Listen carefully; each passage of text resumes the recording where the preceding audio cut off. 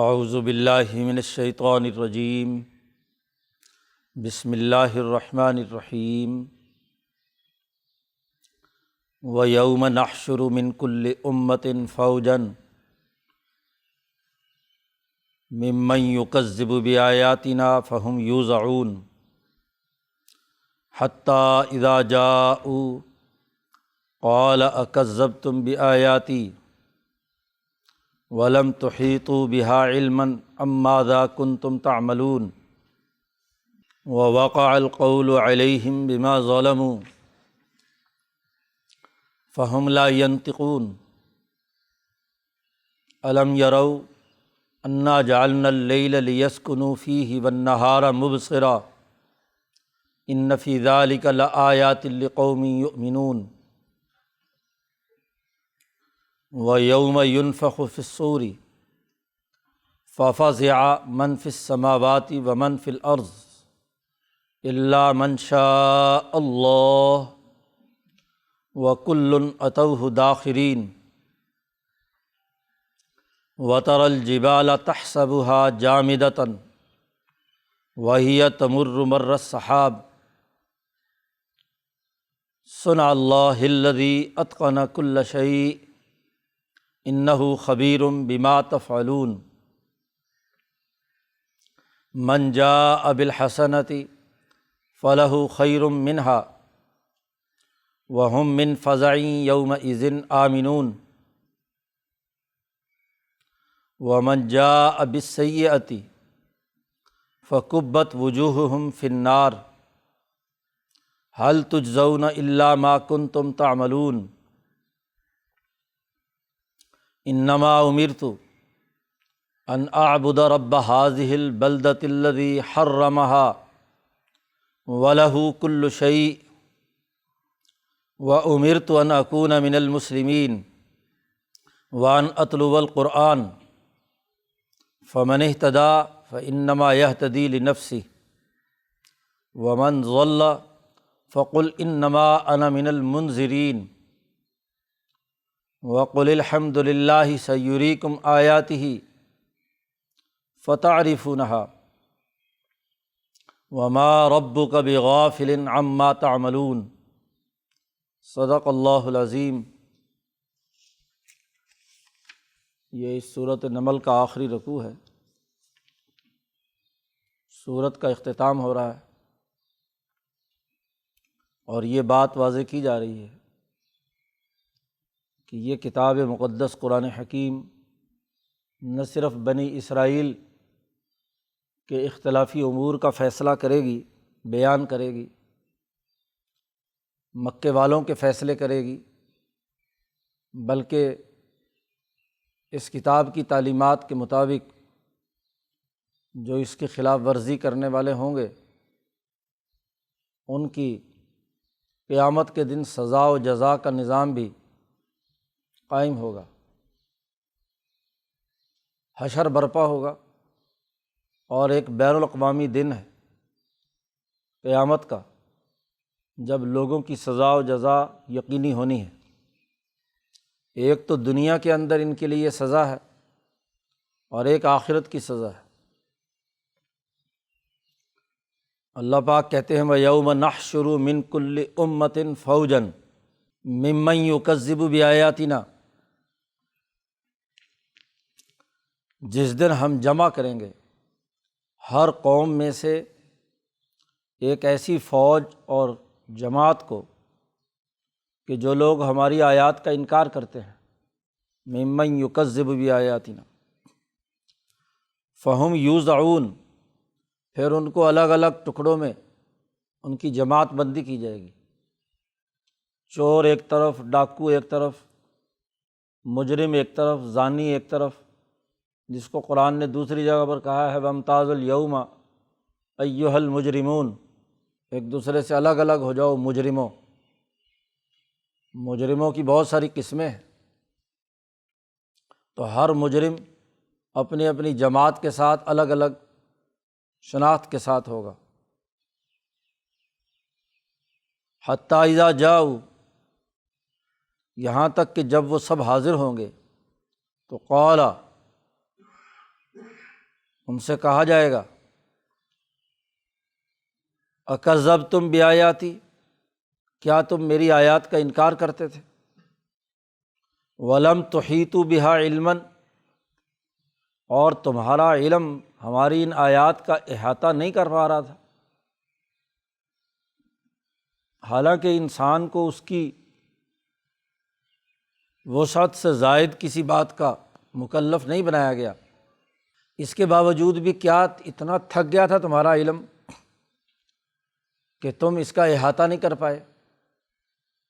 لم تحیطوا بہا علما، یا علم تو تھا تمہیں لیکن ماذا کنتم تعملون، تم کیا کام کرتے رہے؟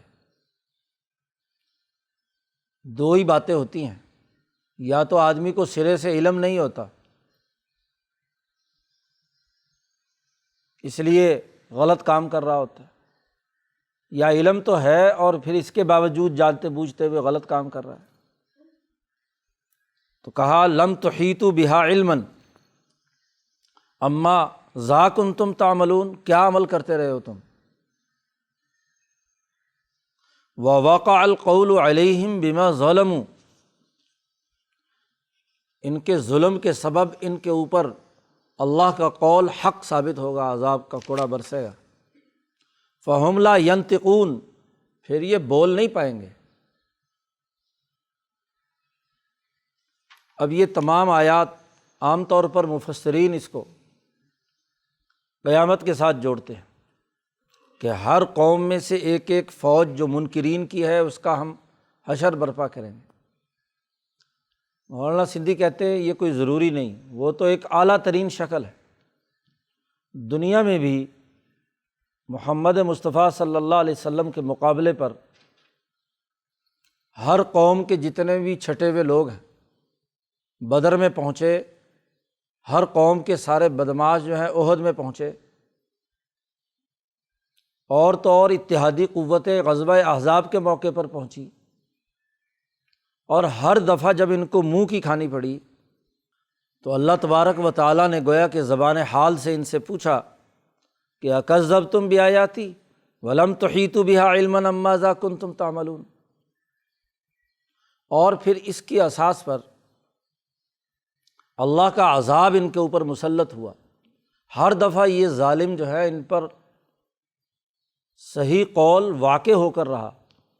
غزوہ بدر میں شکست کھائی، احد میں کھائی، احزاب میں سب بھاگ گئے، دوڑ گئے خوف زدہ ہو کر، اور ایسے بھاگے کہ فہم لا ینطقون، بات کرنے کی بھی ان کے اندر جرأت اور صلاحیت نہیں رہی۔ کسی کو کیا منہ دکھائیں گے؟ گھر میں تو آئے تھے، بیوی بچوں کو اور گھر والوں کو اور باقی قوم کو کہہ کر کے اب ہم گئے تو مدینے کا نعوذ باللہ صفایا کر کے آئیں گے، لیکن جب دم دبا کر یہاں سے بھاگ کر گھر پہنچے تو بولتی بند ہے، فہم لا ینطقون۔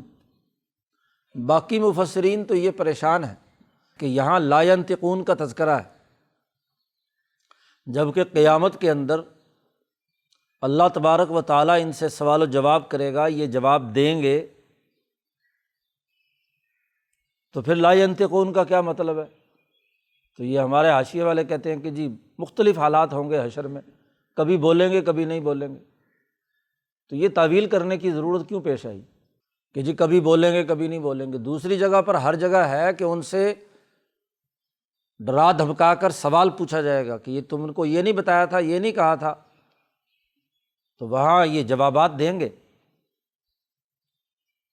قرآن نے دوسری جگہ پر کہا وَلَوْ تَرَىٰ إِذِ الْمُجْرِمُونَ نُكِسُوا إِلَىٰ رَبِّهِمْ، وہاں پورا مکالمہ اللہ پاک نے بیان کیا ہے۔ اب یہ پورا انقلاب ضرور آ کر رہنا ہے۔ پہلے یہودیوں اور عیسائیوں کے مسائل جو اختلافات کر رہے ہیں دین میں اس کا تذکرہ تھا، اور یہاں واقع القول علیہم بما ظلموا، دنیا بھر کے ظالمین کی بولتی بند ہو جائے گی جب یہ قول اللہ کا ان کے اوپر واقع ہوگا۔ اور ہر وہ دن جس میں حشر برپا ہونا ہے، خواہ وہ بدر کا دن ہو، احد کا دن ہو، یا ایام اللہ ہے، تو یوم نحشر وہ دن یاد کرو، وہ دن پیش نظر رہنا چاہیے جس میں ہم ان تمام کو جمع کریں گے۔ اور آخرت کا حشر تو ہے ہی، اگر کوئی ظالم جماعت دنیا میں اس کا حشر نہ ہو سکا، سزا نہ دی جا سکی، تو آخرت میں تو ہر مجرم کو کیا ہے، سزا دی جائے گی۔ الم یروا، کیا انہوں نے دیکھا نہیں کہ انا جعلنا اللیل، ہم نے رات بنائی ہے، لیسکنوا فیہ، تاکہ اس رات میں یہ آرام کریں۔ رات آرام کے لیے بنائی ہے، سکون حاصل کرنے کے لیے۔ دن بھر کے جسم کی ٹوٹ پھوٹ کی مرمت ہو جاتی ہے، جسم سکون حاصل کرتا ہے۔ وَالنَّهَارَ مُبْصِرًا، اور دن نکلتا ہے بالکل روشن دیکھنے کے لیے۔ تو اسی میں ان کے لیے بڑی نشانی ہے، ان فی ذلک لآیات لقوم یؤمنون، ایمان والی قوم کے لیے اس میں بڑی نشانیاں ہیں۔ راتیں ظلم کی آتی رہتی ہیں، ظلم کی اس رات میں سر جھکا کر جو لوگ ایک وقت گزارتے ہیں اور پھر جیسے ہی دن نکلتا ہے تو جھپٹ کر حملہ کرتے ہیں اور پھر غالب آتے ہیں، راتوں میں اپنی تیاری کرتے ہیں مستقبل کے کاموں کے لیے، انقلاب کے لیے، اور دن میں یہ گھوڑے پر سوار ہوتے ہیں۔ فرسان بالنہار رہبان باللیل، رات کو راہب ہوتے ہیں، اللہ سے مانگتے ہیں، اور دن میں گھوڑوں پر سوار ہو کر دشمن کے مقابلے پر ہے۔ مومن کی علامت ہی یہ بیان کی کہ تیز آندھی آتی ہے تو وہ جیسے حضور نے کھیتی کی مثال دی کہ وہ نیچے لیٹ جاتی ہے، اور جیسے ہی ہوا گزرتی ہے تو پھر وہ اپنے تنے پر کھڑی ہو جاتی ہے۔ اور جو کفر ہے، منافقین ہے، تو ان کو یا تو کھڑا ہوگا بالکل سخت اور تیز آندھی آئے گی، جڑ سے اکھاڑ کر پھینک دے گی۔ اب یہاں سے یوم ینفخ، نفخ صور کا تذکرہ ہے، اور یہاں سے قیامت کا تذکرہ آ رہا ہے۔ وَيَوْمَ يُنفَخُ فِي الصُّورِ، اس دن جس میں سور پھونکا جائے گا، اور جب سور پھونکا جائے گا تو فَفَزِعَ مَن فِي السَّمَاوَاتِ وَمَن فِي الْأَرْضِ، جو کچھ آسمانوں میں اور جو کچھ زمین میں جتنی مخلوقات ہیں ذوی العقول، انسان، جنات اور فرشتے، تمام گھبرا جائیں گے، ان پر گھبراہٹ طاری ہو جائے گی۔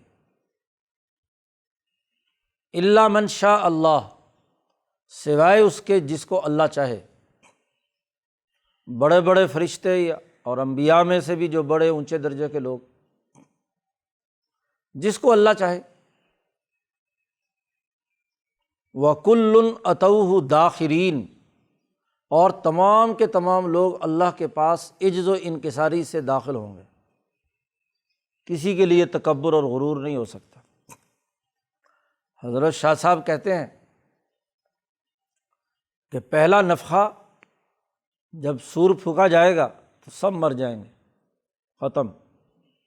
دوسرا نفخہ ہوگا تو سب اٹھ جائیں گے۔ تیسرا ایک اور سور پھونکا جائے گا، اس پر یہ گھبراہٹ طاری ہوگی۔ پھر ایک اور سور پھونکا جائے گا، پھر سب کے سب کیا ہے، حشر کے میدان کی طرف بھاگیں گے۔ 4-5 نفخے حضرت بیان فرماتے ہیں، لیکن باقی عام مفسرین 2 نفخے بیان کرتے ہیں۔ قرآن کہتا ہے وَتَرَى الْجِبَالَ تَحْسَبُهَا جَامِدَةً وَهِيَ تَمُرُّ مَرَّ السَّحَابِ، تم پہاڑوں کو دیکھتے ہو، تمہارا گمان یہ ہے کہ یہ بڑے پتھر کی طرح ایک ہی جگہ پڑے ہوئے گڑے ہوئے ہیں، جامدہ ہیں، جمے ہوئے ہیں، لیکن جب یہ سور پھونکا جائے گا تو اس وقت وَهِيَ تَمُرُّ مَرَّ السَّحَابِ، جیسے روئی کے گالوں کی طرح بادل ادھر ادھر پھرتے ہیں، یہ سارے پہاڑ اس طرح گھومتے پھر رہے ہوں گے۔ سب ٹوٹ پھوٹ کر بکھر جائیں گے۔ وَهِيَ تَمُرُّ مَرَّ السَّحَابِ صُنْعَ اللَّهِ الَّذِي أَتْقَنَ كُلَّ شَيْءٍ، اللہ کی کاریگری ہے جس کو اللہ تعالیٰ بڑی مہارت اور صلاحیت سے ہر چیز کو پورے طریقے سے اس نے سانچے میں بنایا ہے، ہر چیز کو اتقنا، بڑے اتقان کے ساتھ، مہارت کے ساتھ ہر چیز کو بنایا ہے، اور جب اس کا وقت مقرر ختم ہوگا تو وہ سب فنا ہو جائیں گے۔ جب یہ سور پھونکا جائے گا تو پہاڑ روئی کے گالوں کی طرح ادھر ادھر پھر رہے ہوں گے۔ انہ خبیر بما تفعلون، بے شک اللہ پاک باخبر ہے جو یہ کام کرتے ہیں۔ تفعلون، حشر کے اس میدان میں من جاء بالحسنۃ، جو بھی اچھا کام کرے گا، فلہ خیر منہا، اس کے لیے وہ ہے جو اس میں سے اس نے اچھے اور بھلے کام کیے ہیں۔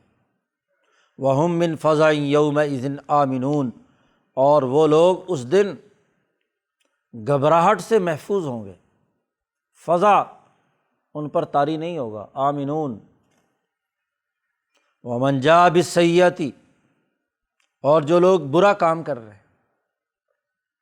فکبت وجوہہم فی النار، وہ اوندے منہ جہنم میں ڈال دیے جائیں گے۔ هل تجزون الا ما کنتم تعملون، جو کچھ تم عمل کرتے رہے ہو اس کا اس کے علاوہ کوئی اور بدلہ بھی تمہیں دیا جائے؟ اور تو کوئی بدلہ نہیں ہے، تمہارے جرائم کی سزا یہی ہے۔ اب سورت ختم ہو رہی ہے، اس لیے اعلان کیا گیا، نبی اکرم صلی اللہ علیہ وسلم سے کہا گیا کہ قرآن کا یہ پیغام کھلا آپ کے پاس آ چکا ہے، اب آپ اس بات کا اعلان کر دیجئے کہ انما امرت، مجھے تو صرف یہی حکم دیا گیا ہے کہ ان اعبد رب ہذہ البلدہ، اس مکۃ المکرمہ، اس شہر کے مالک اور رب کی میں غلامی کروں، میں عبادت کروں اس مقدس شہر کے رب کی۔ الذی حرمہا، یہ وہ مکۃ المکرمہ جسے اللہ پاک نے محترم بنایا ہے، یہ حرم مکی کے رب کی عبادت کرنے کا مجھے حکم دیا گیا ہے، اور وہ رب جو ہے وَلَهُ كُلُّ شَيْءٍ، ہر چیز اسی کی ملکیت ہے۔ وَأُمِرْتُ، مجھے یہ حکم بھی دیا گیا ہے کہ أَنْ أَكُونَ مِنَ الْمُسْلِمِينَ، کہ میں مسلمانوں میں سے ہوں، اللہ کے فرما بردار بندوں میں سے بندہ بنوں، یہ بھی مجھے حکم دیا گیا ہے۔ اللہ کی عبادت اور غلامی کا مجھے حکم ملا ہے، اور مسلمان ہونے کا مجھے حکم ملا ہے، اور مجھے تیسرا حکم یہ ملا ہے کہ وَأَنْ أَتْلُوَ الْقُرْآنَ، کہ میں قرآن کی تلاوت کروں تمہارے سامنے، قرآن پڑھ کر سناؤں۔ تین باتوں کا مجھے یہ حکم ملا ہے، اس لیے مجھے تو یہ قرآن پڑھنا ہی پڑھنا ہے، سنانا ہی سنانا ہے، اس کے پیغام کو غالب کرنا ہی کرنا ہے۔ میں اللہ کے ساتھ کسی اور کی غلامی نہیں کر سکتا، میں سوائے اللہ کے حکم کے اپنے آپ کو سپرد کرنے کے کوئی اور کام نہیں کر سکتا، قرآن کی تعلیم سے ہٹ کر کوئی بات نہیں کہہ سکتا۔ اب تمہاری مرضی ہے، فَمَنِ اهْتَدَىٰ فَإِنَّمَا يَهْتَدِي لِنَفْسِهِ، جس نے ہدایت حاصل کی تو اس نے گویا کہ اپنے لیے خود ہدایت حاصل کی، اپنی جان کو ہی فائدہ ہے۔ اور وَمَنْ ضَلَّ، اور جو گمراہ ہے تو فَقُلْ، اے محمد صلی اللہ علیہ وسلم آپ کہہ دیجئے کہ انما انا من المنذرین، میں تو صرف ڈرانے کے لیے آیا ہوں، کوئی ذمہ دار بن کر نہیں آیا کہ تمہیں زبردستی کلمہ پڑھانا ہے۔ آپ تو بس یہ کہہ دیجئے قل الحمدللہ، سب تعریفیں اسی اللہ کی ہیں، سیریکم آیاتہ فتعرفونہا، کہ اللہ تبارک و تعالیٰ تمہیں اپنی نشانیاں دکھائے،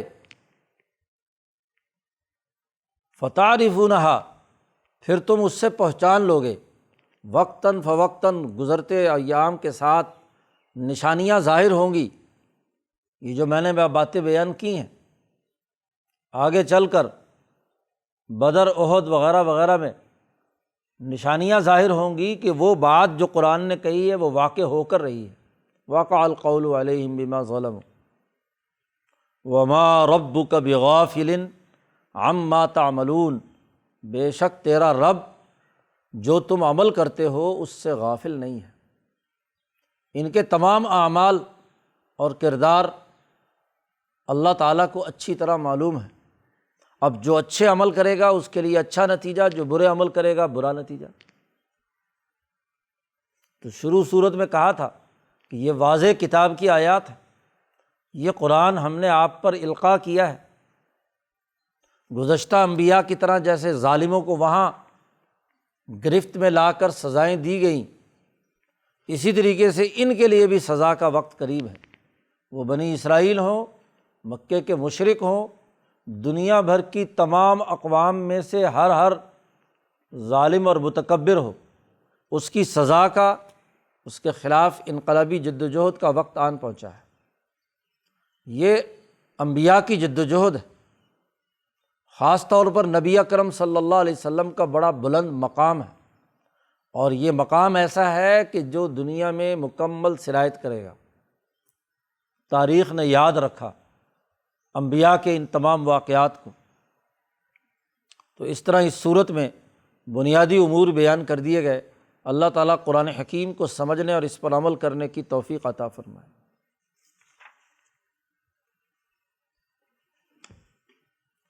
اللہم صل